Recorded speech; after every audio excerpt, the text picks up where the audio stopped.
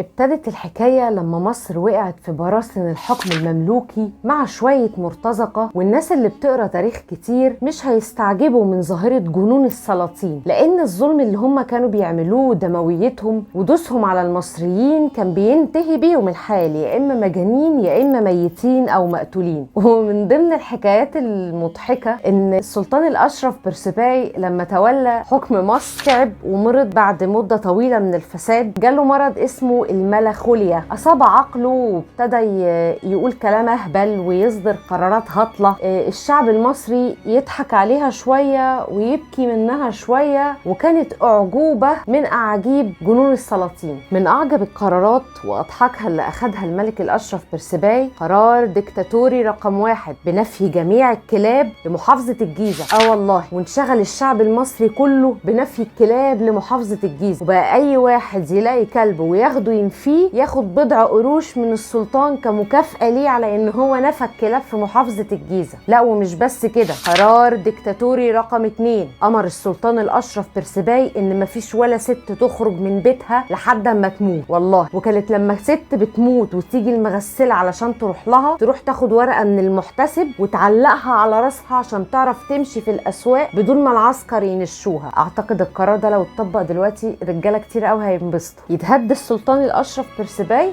لا، ما يتهدش. يصدر قرار ديكتاتوري رقم 3 بأن مفيش ولا فلاح يلبس غطاء للرأس، سواء كان كبير أو صغير في السن أو في المقام. ودي كانت حاجة عيب طبعا جدا عند الصعايدة والفلاحين المصريين. غطاء الرأس بتاعهم، الطاقية أيا كانت أو العمة، كانت حاجة كده بمثابة جزء من رجولة الراجل، لحد ما جه القرار الكبير بقى والطامة الكبرى بأنه أصدر قرار ديكتاتوري رقم 4 بقتل جميع الأطباء. والله، وأمر السياف إن هو أول 2 دكاترة يقتلهم، ال2 دكاترة بتوعه، والسياف جاب له رقابيهم على الأرض. وبعد كده ابتدوا كل السيافين يقتلوا جميع أهل الطب اللي موجودين في مصر. الله يكون في عون الدكاترة. وفضل السلطان الأشرف بيرسيباي يصدر كل يوم ورا التاني قرار أعجب من اللي قبله، مرة يرجع فيه ومرة يطبقه، والمصريين يضحكوا عليه شوية ويبكوا منه شوية ويصبروا دايما على طول الخط زي ما قال لنا التاريخ. ويبقى التاريخ هو الحكاية، والحكاية بين الشوارع والجدران.